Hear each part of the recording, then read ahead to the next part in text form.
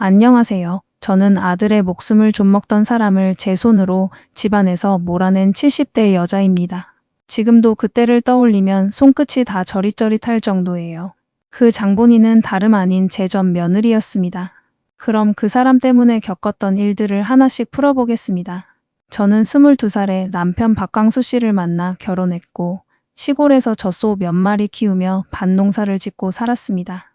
아들 하나, 딸 하나를 두었는데 둘 다 성정이 밝고 착해서 저희 부부한테는 늘 자랑거리였어요. 아들 지훈이는 어릴 때부터 유난히 승부욕이 강하고 성실한 아이였습니다.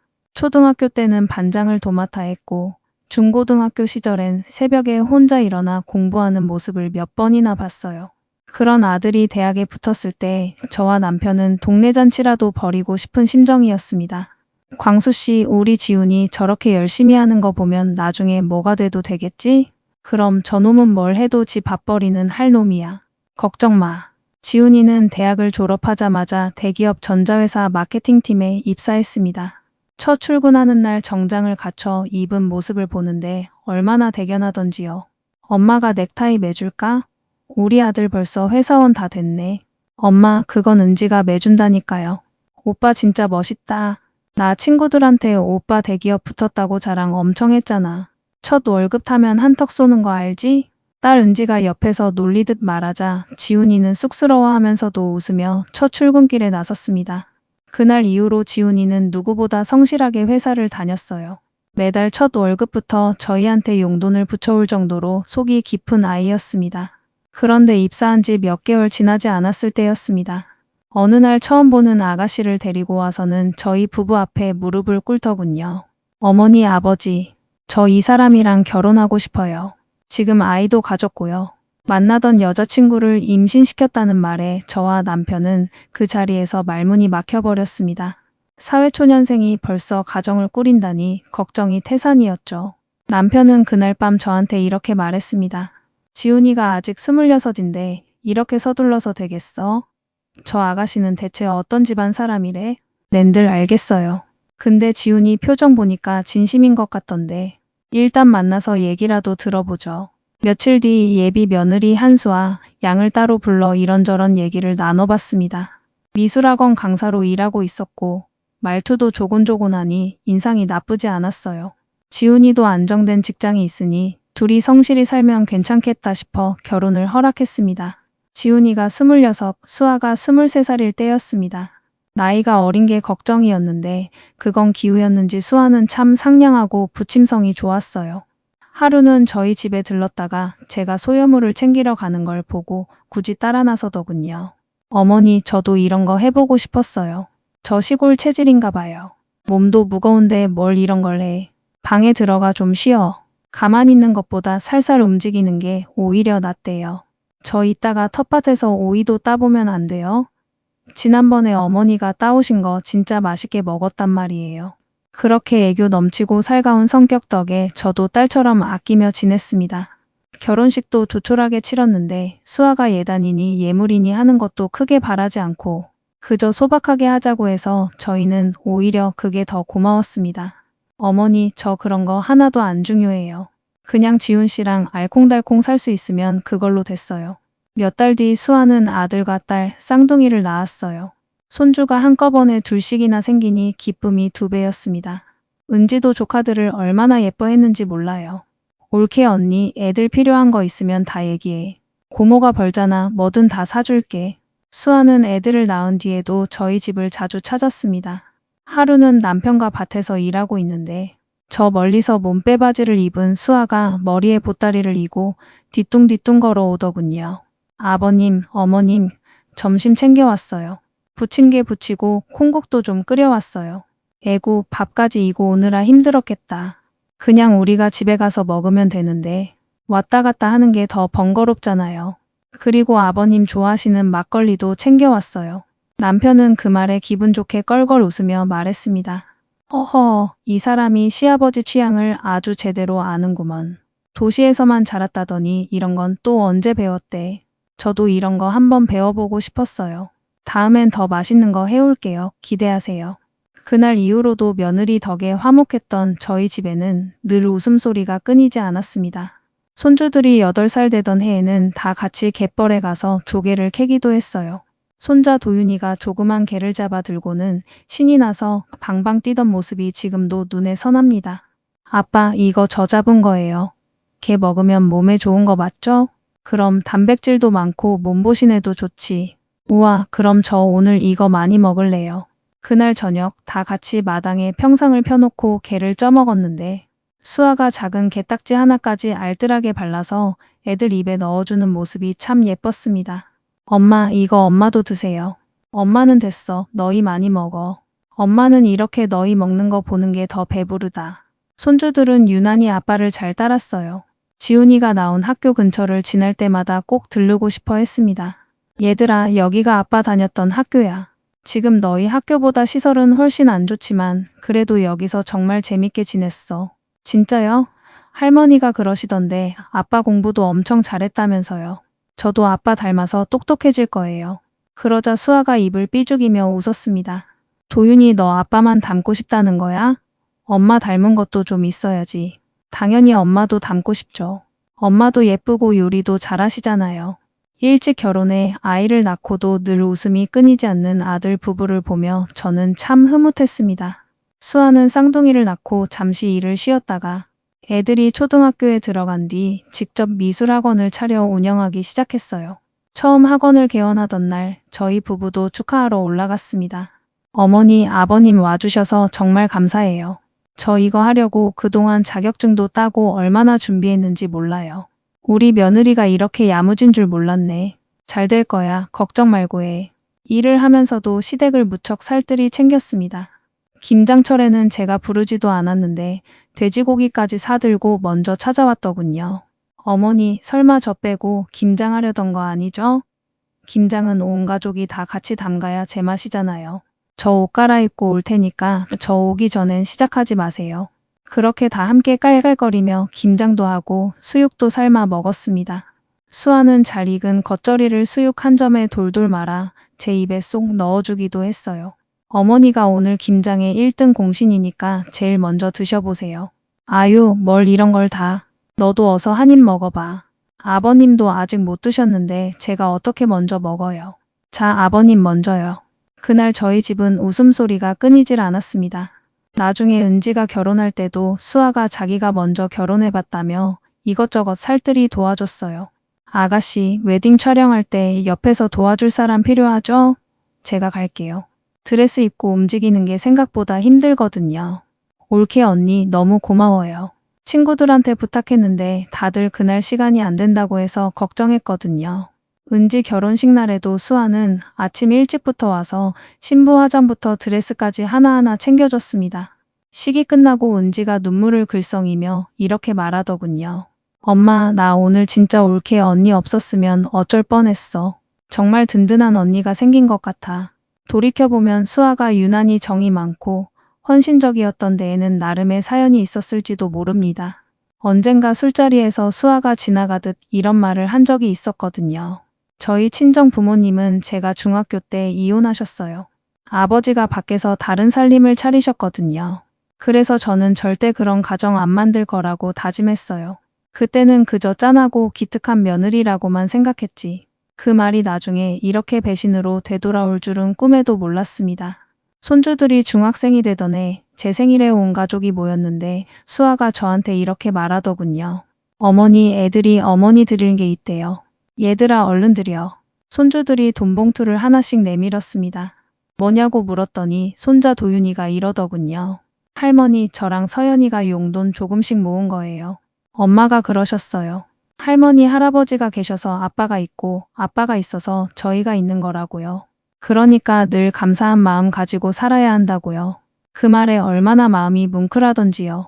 애미야, 애들을 참 곱게도 키웠구나 싶었습니다. 저는 살가운 며느리와 예쁜 손주들 덕분에 하루하루가 행복했습니다. 계속 그렇게만 흘러갔으면 얼마나 좋았을까요?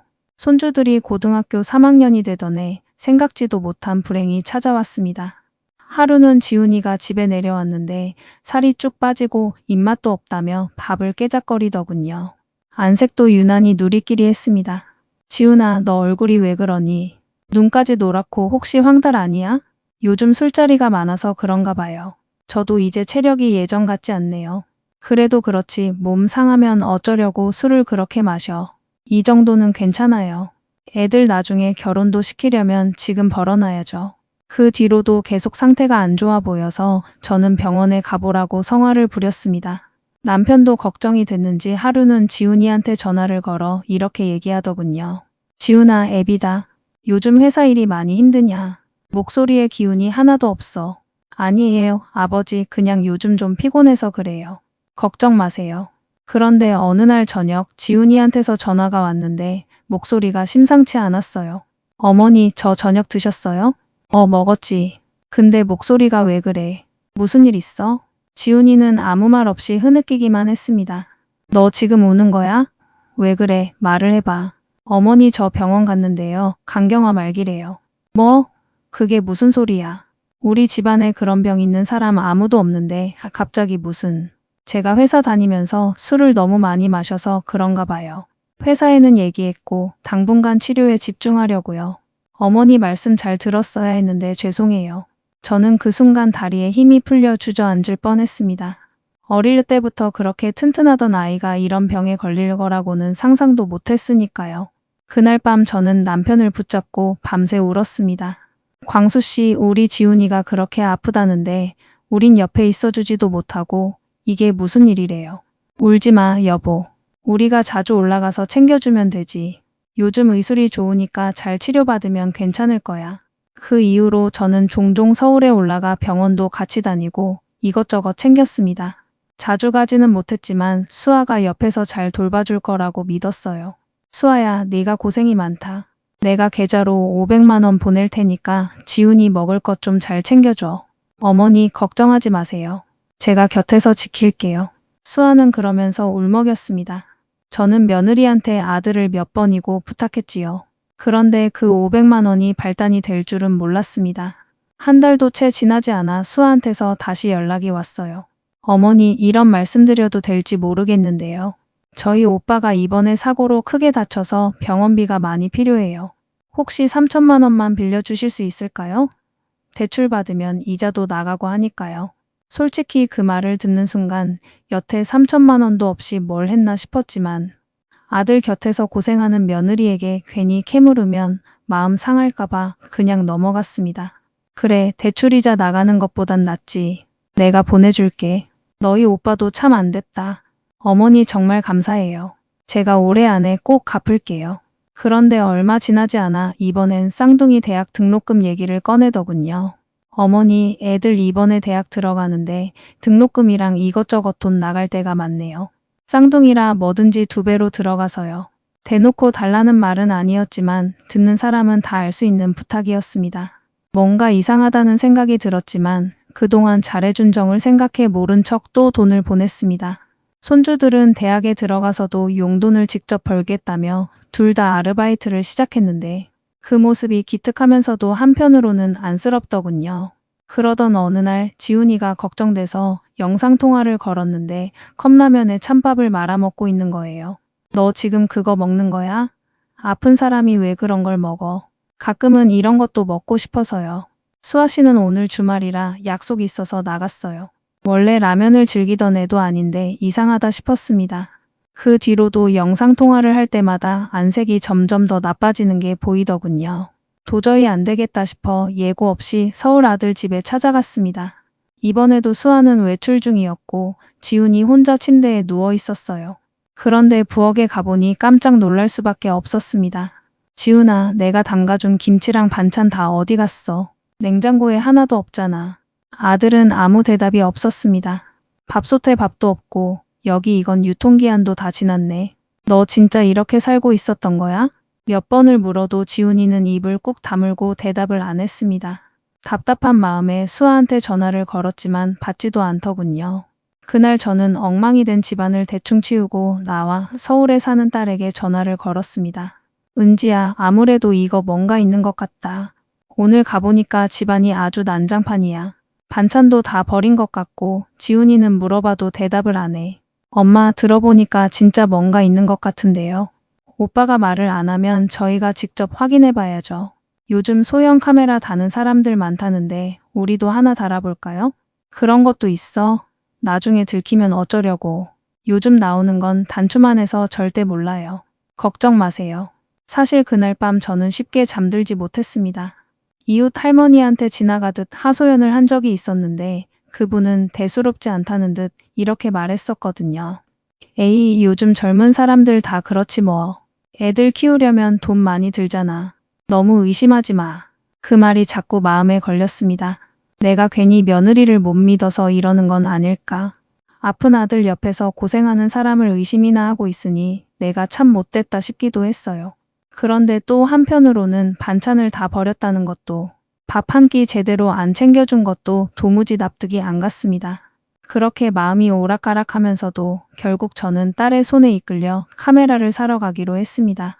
지금 생각해보면 그때 제가 며느리를 믿고 싶어 했던 마음도 분명 진심이었습니다. 그러니 나중에 그 배신을 알았을 때 충격이 배로 컸던 거겠지요. 그날 저는 딸과 함께 용산 전자상가에 가서 소형 카메라를 구입했습니다. 아들이 잠든 틈을 타 거실에 몰래 설치했어요. 처음 며칠은 별다른 일이 없었습니다. 수아는 평소처럼 학원 일 다녀오고 애들 저녁 챙기는 것처럼 보였어요. 그래서 저는 딸에게 이런 말도 했습니다. 은지야, 우리가 괜히 오해한 거 아닐까? 며칠 봐도 별다른 게 없는데 엄마 조금만 더 지켜봐요. 뭔가 이상하니까 그런 거였을 거예요. 그리고 며칠 뒤 그 영상을 확인하고는 정말이지 말문이 막혔습니다. 수아가 아들과 단둘이 있을 때마다 이렇게 몰아붙이고 있었거든요. 당신 도대체 나랑 언제 이혼해 줄 거야? 나 그 사람이 더 좋다는데 왜 자꾸 붙잡아? 안 된다고 몇 번을 말해. 애들 상처받는 거 생각 안 해? 그러니까 그냥 위자료 받고 이혼해 달라니까. 나 애들 성인 될 때까지 참고 산 거야. 사실 예전부터 다른 사람 만나고 싶었어. 수아가 다른 남자를 만나고 있다는 걸 알게 된 순간이었습니다. 그런데 더 기가 막힌 건 아들이 그걸 알면서도 이혼을 안 해주고 있었다는 겁니다.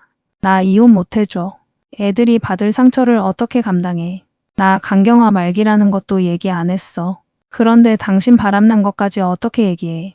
지훈이는 자기가 아프다는 사실도 며느리가 바람났다는 사실도 손주들한테 철저히 숨기고 있었던 겁니다. 저는 너무 황당하고 속이 상해 견딜 수가 없었습니다. 그런데 그보다 더 어이없는 장면이 이어졌어요. 영상 속에서 수아가 아예 그 상대 남자를 집에까지 데려오는 거예요. 당신 또 왔어?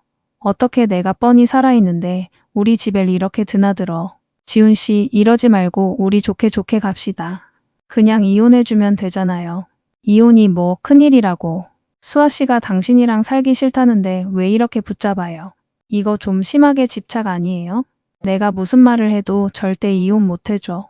애들한테 이혼 소리 들어가면 얼마나 상처받을지 생각도 안 해? 당신도 자식 있다며. 그래서 뭐 어쩌라고. 당신 애들 상처받는 게 나랑 무슨 상관인데. 그냥 이혼이나 해달라니까.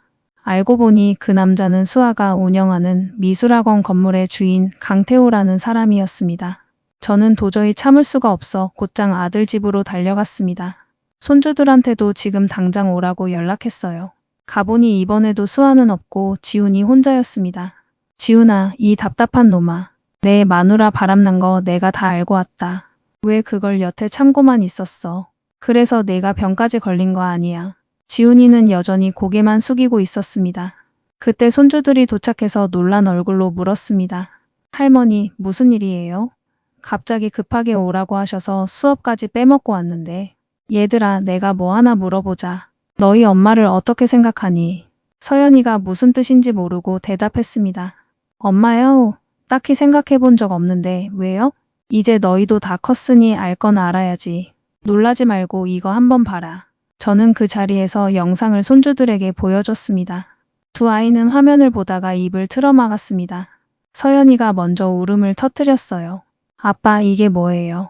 저 사람은 대체 뭔데 우리 집에 들어와서 아빠한테 저런 소리를 해요. 저 사람이 진짜 우리 엄마 맞아요? 우리가 알던 그 엄마가 맞냐고요. 가만히 화면만 보던 도윤이는 아무 말 없이 눈물만 흘리다가 갑자기 무릎을 꿇었습니다. 아빠, 죄송해요. 공부하고 아르바이트 한다고 신경을 못 썼어요. 사실 저도 요즘 엄마가 좀 이상하다는 느낌은 받았거든요. 밖에서 뭔가 이상한 짓을 하시는 건 아닐까 의심도 했었는데 설마 바람일 줄은 몰랐어요.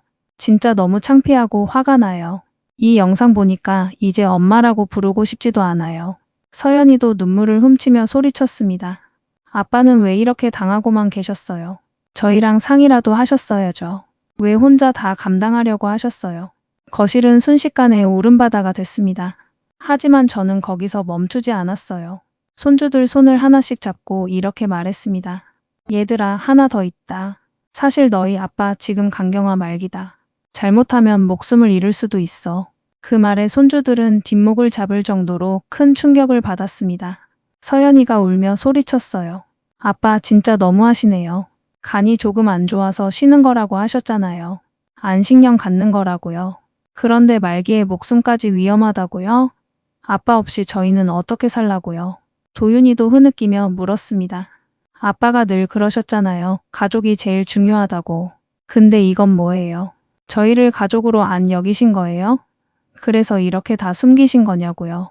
지훈이는 그제야 눈물을 쏟으며 말했습니다. 미안하다. 정말 미안해. 너희가 상처받는 걸 보기가 싫었어. 내가 이렇게 혼자 알고 넘어가면 너희는 이 끔찍한 진실을 몰라도 되잖니. 그래도 엄마가 너희한테는 잘했잖아. 그래서 나 하나만 참으면 우리 가족은 지킬 수 있을 거라 생각했어. 서연이가 답답하다는 듯 말했습니다. 아빠 그게 무슨 말이에요? 아빠가 이렇게 배신당하고 병까지 얻어서 돌아가시면 저희가 그걸 보고 행복할 거라고 생각하세요? 정말 그렇게 생각하신 거예요? 한참 울고불고 난리가 난 뒤 딸 은지가 나서서 상황을 정리했습니다. 자, 이제 그만들 해. 오빠 그래서 이제 어떻게 할 거야? 다 알게 됐잖아. 도윤이가 결연한 목소리로 말했습니다. 아빠, 저 이거 그냥은 못 넘어가요. 저 상간남이라는 사람 절대 가만히 안 둘 거예요. 아빠는 조금만 기다리세요. 제가 엄마랑 그 사람 절대 가만두지 않을 거예요. 그 이후 저희 가족은 강태호라는 사람에 대해 알아봤습니다. 알고 보니 수아가 운영하는 미술학원 건물의 주인이었더군요. 이 모든 사실을 알게 된 남편도 화를 참지 못했습니다. 이게 무슨 일이야? 아픈 내 아들을 두고 딴 놈이랑 그런 짓을 해. 내가 서울까지 쫓아가서 아주 단판을 지어야겠어. 남편은 농사일도 팽개치고 서울로 올라가겠다 했지만 지금 키우는 소도 돌봐야 하고 은지가 저를 돕겠다고 나서서 결국 저한테 맡기기로 했습니다. 못 믿어하는 남편을 몇 번이나 설득한 끝에요. 광수 씨, 당신이 올라가면 화부터 나서 오히려 일을 더 그르칠 수 있어요. 나랑 은지가 잘 처리할 테니까 당신은 여기서 소나 잘 봐줘요. 참. 알겠다, 알겠어. 대신 저 나쁜 것들 절대 그냥 넘어가지 마. 그 후 손녀 서연이는 집에서 아픈 지훈이를 돌보고 손자 도윤이는 미술학원 앞에서 혼자 피켓을 들고 1인 시위를 시작했습니다. 저도 함께 나섰지요. 도윤이가 들고 있던 피켓에는 이렇게 쓰여 있었습니다. 저는 이 미술학원 원장의 아들입니다. 저희 엄마는 강경화로 죽어가는 저희 아빠를 두고 이 건물주와 부적절한 관계를 맺었고 심지어 그 사람을 저희 집에까지 끌어들여 아빠 마음을 짓밟았습니다. 엄마 때문에 저희 가정은 산산조각 났고 아빠는 하루하루 죽어가고 있습니다. 이런 사람에게 소중한 자녀 교육을 맡기시겠습니까? 학원에 아이를 데려다 주던 학부모들이 그 피켓을 보고 놀라 수군거렸고 지나가는 사람들도 학원을 손가락질하기 시작했습니다. 그런데 시위를 계속하던 어느 날 수아가 뛰쳐나와 갑자기 도윤이의 뺨을 때렸습니다. 저는 그 순간 눈이 확 돌아버렸습니다. 너 지금 뭐 하는 짓이야? 네가 뭔데 우리 손주한테 손을 대. 어머니 지금 이게 뭐 하시는 거예요? 애까지 이렇게 데리고 나와서. 이게 무슨 지식이 필요한 짓이야. 네가 저지른 짓을 만천하에 알리는 것뿐이지. 네가 우리 아들한테 한 짓을 생각하면 이 정도는 아무것도 아니야. 참나, 그러게 진작 이혼해달라고 할 때 해줬으면 이런 일도 없었잖아요.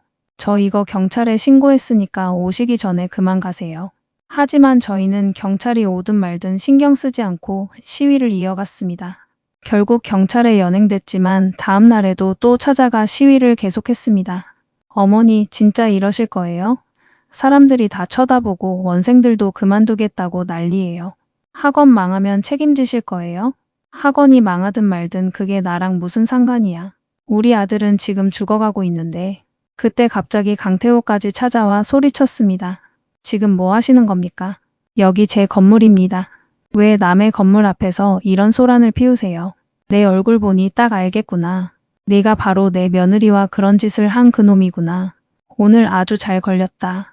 여러분, 이 사람이 제 며느리랑 바람난 상간남입니다. 강태호는 창피했는지 뒤도 안 돌아보고 도망쳐 버렸습니다. 그 사이 손녀 서연이는 학부모들이 많이 모이는 인터넷 카페에 이 사연을 올렸습니다.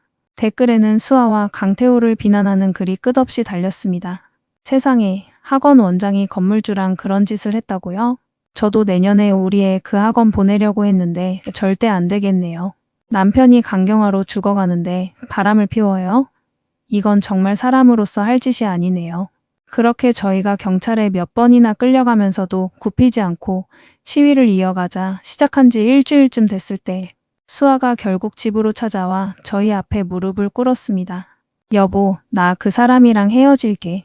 인터넷에도 소문 다 나고 학부모들도 애들 못 맡기겠다고 해서 학원이 완전히 망하게 생겼어. 이번 한 번만 용서해주면 안 될까? 도윤이가 아빠 대신 나서서 말했습니다. 엄마, 용서받을 짓을 해야 용서를 하죠. 이렇게 무릎 꿇는다고 우리 가족 중에 엄마 믿는 사람 아무도 없어요. 아빠, 엄마 말 듣지 마시고 그냥 이혼하세요. 요즘 이혼 가정이 얼마나 많은데요. 저희 신경 쓰지 마시고 이제 이런 사람이랑 그만 사세요.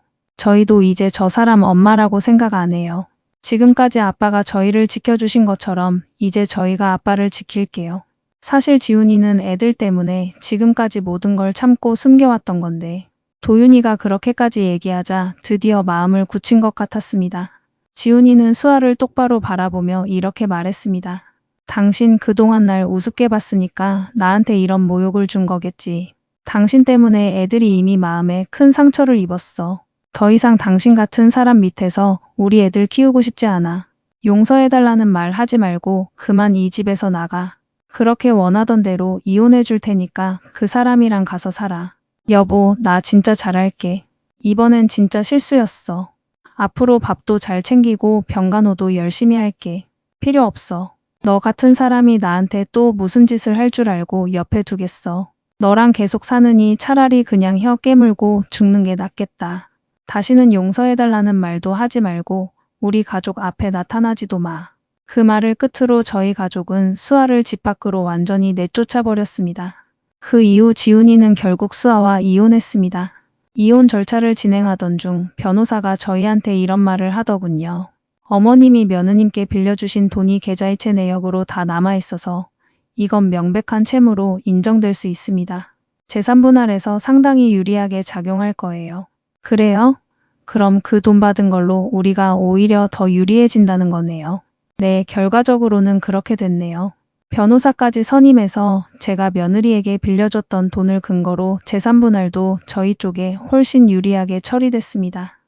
상간남 소송도 걸어 이겼고 강태호는 평생 상간남이라는 꼬리표를 달고 살게 됐습니다.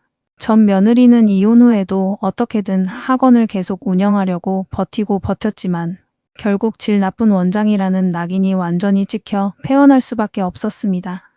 애초에 그런 사람이 남의 소중한 아이들을 가르친다는 것 자체가 말이 안 되는 일이었죠. 요즘은 인터넷의 소문이 워낙 빨리 퍼지니 다시 학원을 여는 것도 쉽지 않을 겁니다.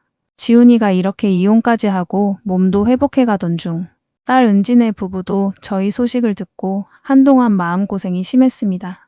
은지 남편이 저한테 이런 말을 하더군요. 장모님, 저도 처남 소식 듣고 정말 화가 났어요. 은지가 그날 이후로 밤마다 잠도 못 자고 처남 걱정만 하더라고요. 고맙네. 자네가 옆에서 은지 잘 다독여줘서. 이럴 때일수록 부부가 서로 힘이 돼야 하는데. 당연하죠, 어머니. 가족이잖아요. 이럴 때 아니면 언제 힘이 되겠어요. 그 말을 듣고 저는 새삼 가족이라는 게 이런 거구나 싶었습니다. 겉으로 화려하게 잘해주는 며느리보다 힘들 때 묵묵히 곁을 지키는 사람이 진짜였다는 걸 그제야 뼈저리게 깨달았습니다. 시간이 흘러 그 사건이 있은 지 벌써 2년이 지났습니다. 그 뒤 저희 아들이 어떻게 됐는지 궁금하시죠? 다행히 지훈이는 도윤이가 간이식을 해줘서 새 생명을 얻었습니다. 처음엔 손자한테 혹시 부작용이라도 생길까봐 지훈이가 계속 거절했습니다. 안 돼, 도윤아. 너 아직 어린데 무슨 일이라도 생기면 어떡해. 나 하나 잘못되는 건 괜찮아도 너까지 잘못되면 난 못 견뎌. 아빠, 저 이미 검사도 다 받았고 아빠랑 간궁합도 잘 맞는데요. 왜 자꾸 거절만 하세요? 아빠, 그럼 저희는요? 아빠 없이 저희가 견딜 수 있을 것 같아요? 저 이미 결심했어요. 아빠가 허락 안 해주셔도 저 혼자라도 병원 가서 얘기할 거예요. 옆에서 듣던 서연이도 눈물을 훔치며 거들었습니다. 아빠, 오빠 말 들으세요. 저희 이미 엄마한테 한 번 배신당했잖아요. 아빠까지 이렇게 보내드리면 저희 정말 못 살아요. 저도 옆에서 거들었습니다. 지훈아, 자식이 부모 살리겠다는데 그걸 왜 막아? 도윤이 마음 받아줘라. 나도 손자 건강 걱정되긴 하지만 의사가 괜찮다고 하잖니. 결국 지훈이는 한참을 망설이다가 자식들의 진심에 마음이 움직였는지 수술을 받기로 결심했습니다. 그렇게 도윤이가 강하게 밀어붙여 결국 수술을 하게 됐고 수술은 다행히 잘 끝났습니다. 지금은 둘 다 건강을 회복해 잘 지내고 있습니다. 전 며느리는 이혼 후 강태호와 잠시 만나는가 싶더니 1년도 안 돼 헤어졌다고 하더군요. 나중에 전해 들은 얘기로는 이혼하고 얼마 지나지 않아 수아가 친정어머니한테 전화를 걸어 이렇게 울었다고 합니다. 엄마, 나 진짜 큰 실수한 것 같아. 그 사람 처음엔 나한테 세상 다정하더니 학원 문제 생기니까 제일 먼저 발 빼더라. 나 지금 애들도 못 만나고 완전히 혼자야. 네가 그러게 진작 정신 차렸어야지. 나도 내 아빠 그렇게 보내고 얼마나 힘들었는지 아니. 그런데 넌 왜 똑같은 짓을 하고 있어? 나도 몰라. 그때는 그냥 지훈 씨가 나 없이도 잘 지내는 것처럼 보이니까 내가 필요 없는 사람 같았어. 근데 지금 생각하면 그게 다 핑계였던 것 같아. 친정어머니도 딸의 선택에 실망이 컸는지 그 뒤로는 왕래가 뜸해졌다고 하더군요. 자기 부모의 이혼을 겪고도 결국 비슷한 길을 걸어버린 셈이니 어쩌면 수아 본인이 제일 잘 알고 있었을지도 모릅니다. 그렇게 시위까지 했던 도윤이가 무서웠는지 수아는 대신 서연이한테 전화를 걸어 이렇게 말했다고 합니다. 서연아, 잘 지내니? 엄마가 많이 보고 싶었어. 이제 혼자가 되고 나니까 너무 외롭구나. 그러지 말았어야 했는데 한순간 잘못된 선택으로 우리 가족을 이렇게 만들어버렸어.